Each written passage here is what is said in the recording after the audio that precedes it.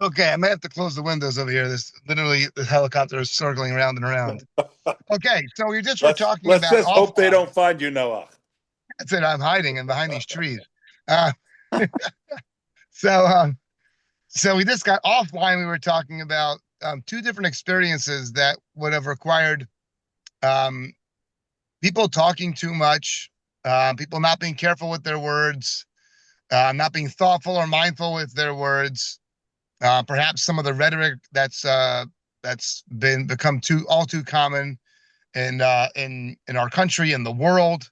I was just talking to some students the end of the week over here, end of last week, right before the end of school. So, as they get to the end of school, some people like to share more things as you get to the end of the school year. So they said, "Oh, Rabbi, they were talking about cell phones and when cell phones first came out, and we're talking about TV when I was a kid and what it was like, and da da da." So I was trying to tell them just the difference in the world of what was when cell phones first came out and when internet first came out and when TV when I was a kid, the black and white and then the color and then the the first TV show to show something inappropriate. What was considered inappropriate then isn't even G nowadays. And Hmm. um without any exaggeration, I really there's no exaggeration. Um Nowadays this concept of, oh, it's a cartoon, so we can do whatever we want. It's okay. Um, so this week we have a double Torah portion, and we get to catch up with the land of Israel this week. We will once again be one, which hopefully will bring some more unity to the world. The first Torah portion is called Chukas, which is most famously known for the red heifer in the beginning of it. Later on in the experience, we have Moshe hitting the rock. If you heard of that episode, um, and multiple other very important things that take place in this week's Torah portion. And then we have the passing away of Aaron, and we have the passing away of Miriam. And then we have the Parsha of what we call Balak. Parsha is Balak. Balak is most famously known when we get to meet the sorcerer, the head honcho prophet for the non-Jewish world. His name is Bilam.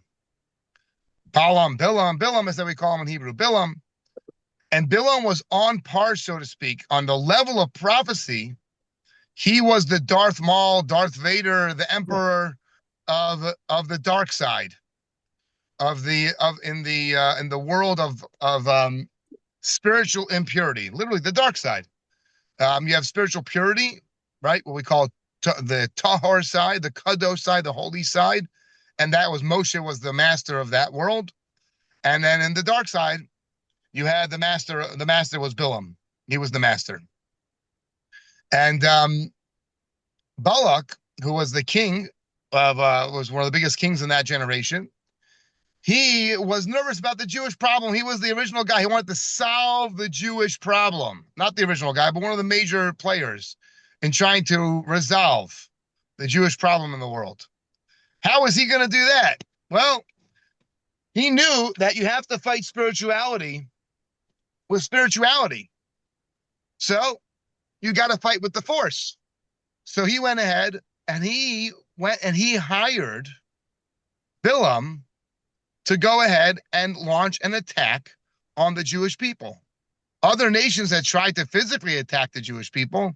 That did not work. Going with guns and armies and chariots and all the artillery, that didn't work. You were not going to win a physical battle of army, military type battle against the Jewish people. It didn't work.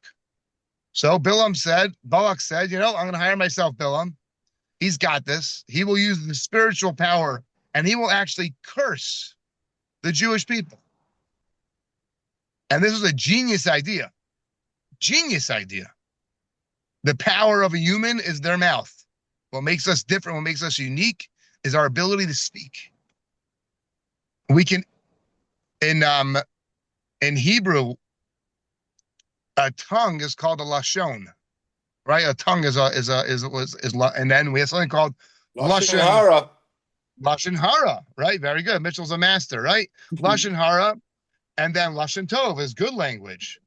But also, when we talk about a fire, we talk about when we refer to the flames of a fire, they're called lashonos, the tongues of fire. Oh.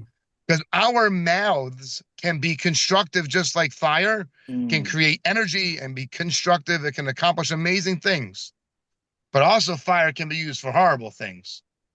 So what we can do with the power of our mouths is incredible.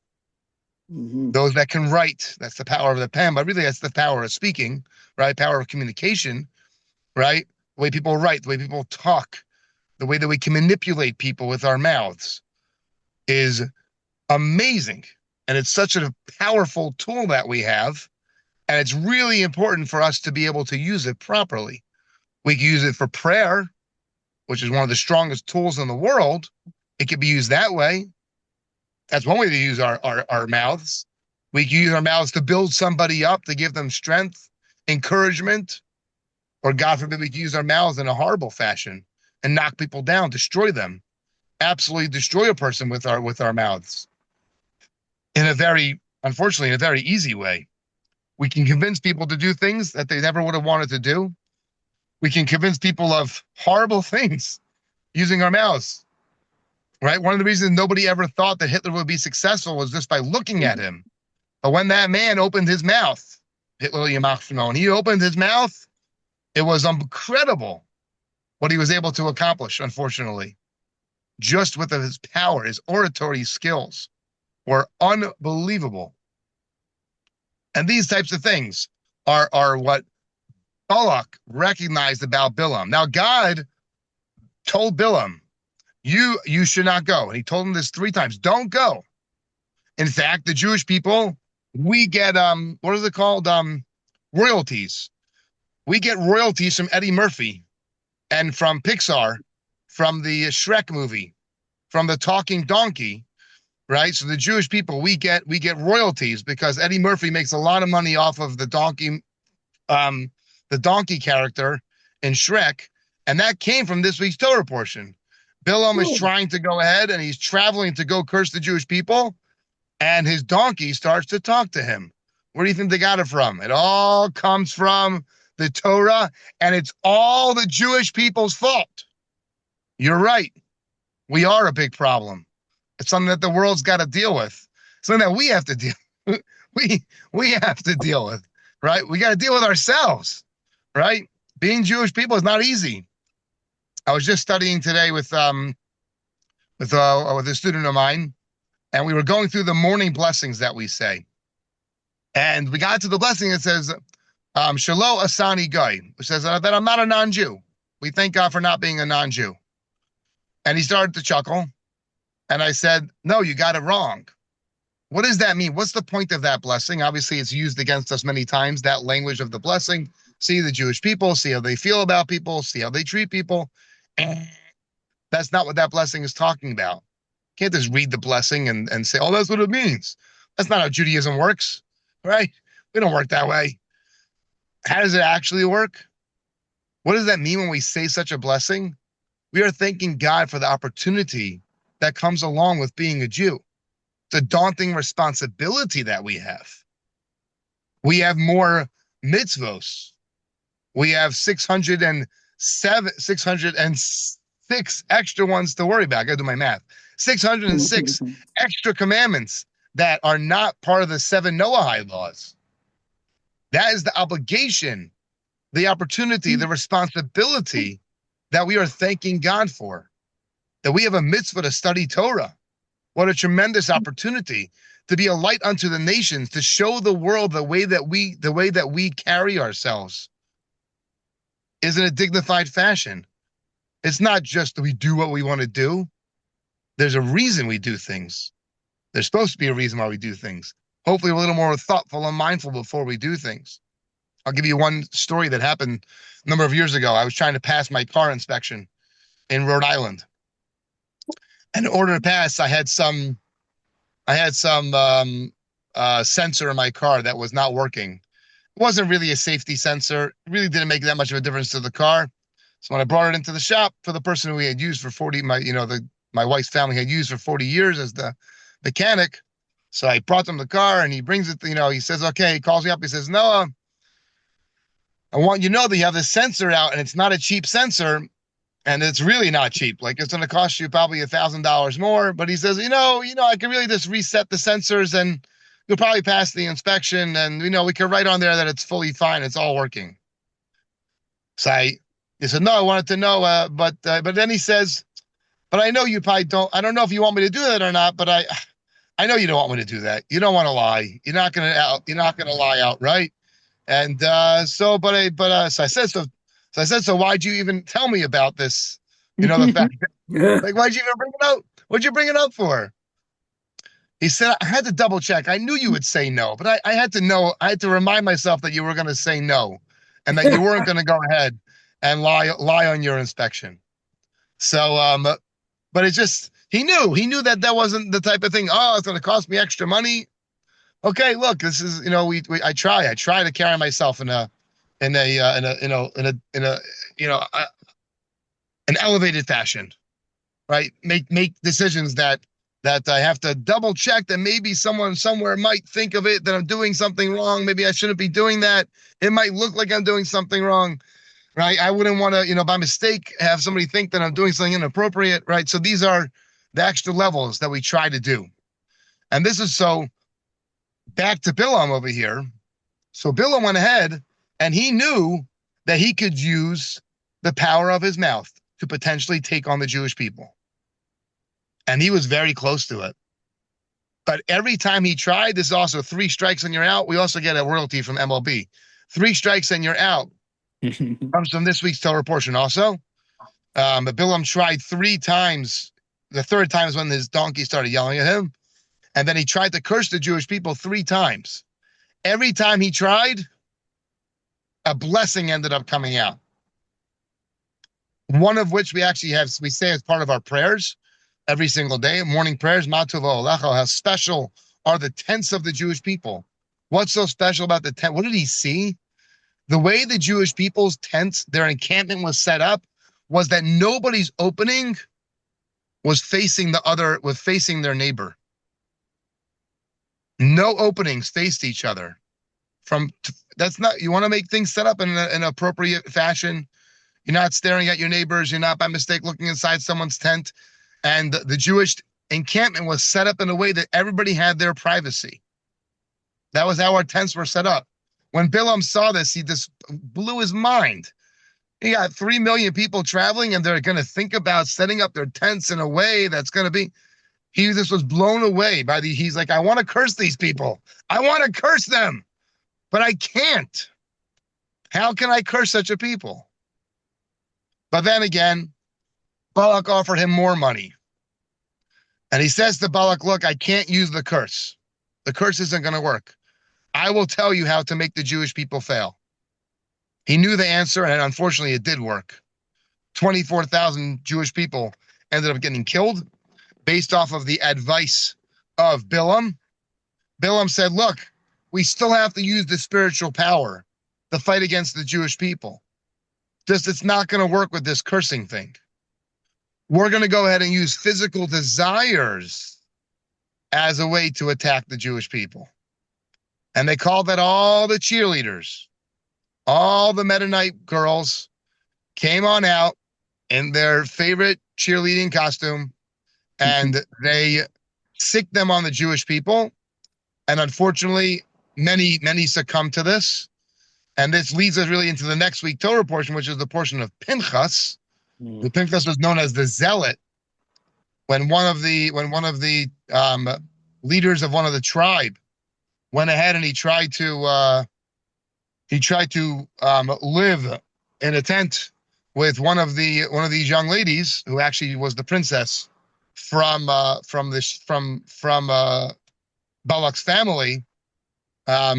He did that in a public fashion. Everyone knew that he was taking her into his tent. Phineas, as they call him, Pinchas, stepped up with a spear, and now we get royalties from the Olympics because he actually speared them. He made a human shish kebab. He speared right through the 2 of them and killed them both instantly. And that's what caused the Jewish people to have the wake-up call they needed to get back to who they usually were. But this Bilam guy, it worked.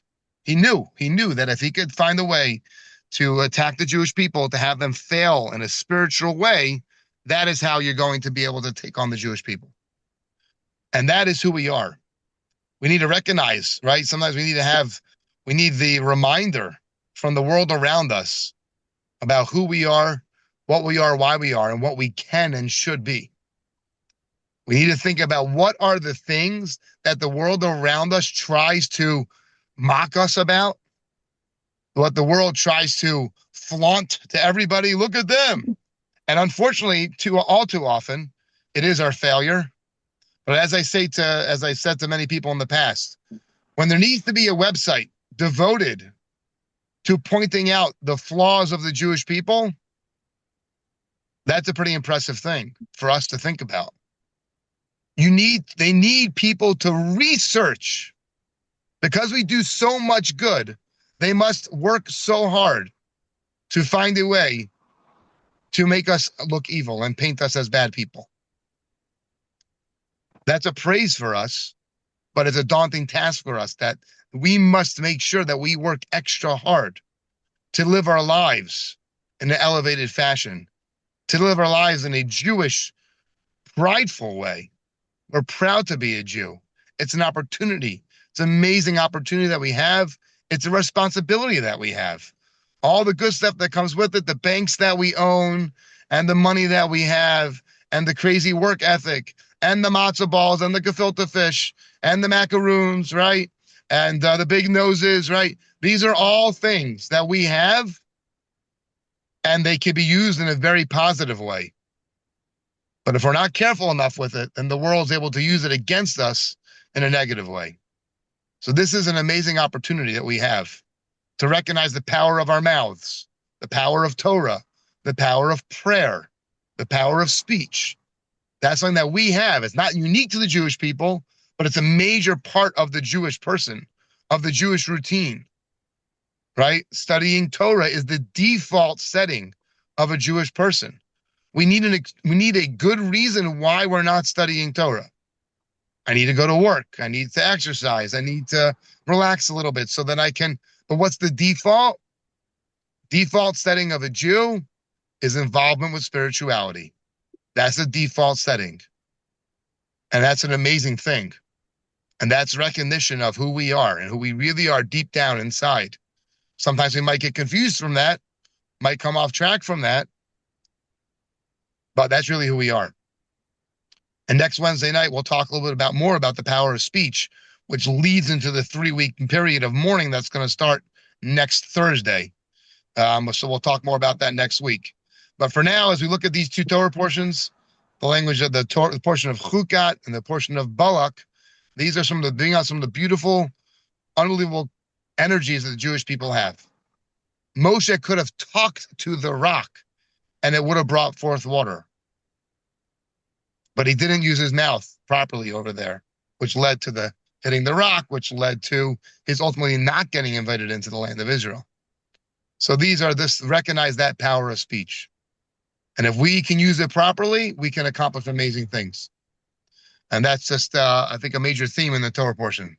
So everyone should have an amazing Shabbos. Let's have a weekend filled with using our mouths to accomplish amazing things, to give compliments and the pleasantries and smiles, and not to talk bad about other people, not to fall for the world of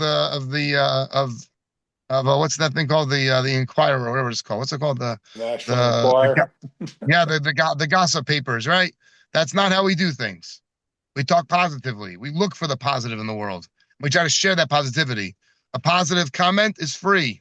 The tabloids. Tabloids. There you go. Thank you. Right. Which aren't even true. They're not even speaking it, right? They're taking truths or lies and they're enhancing them, exaggerating them, and that's not what we do. We want to talk truthfully. And as we go into the summer, spending more time with people and more time outside with other people and outside with our families and so on and so forth, we should look to use our mouths in a powerful, positive way, as God forbid, and not in a powerful, negative way. All right, those are the thoughts.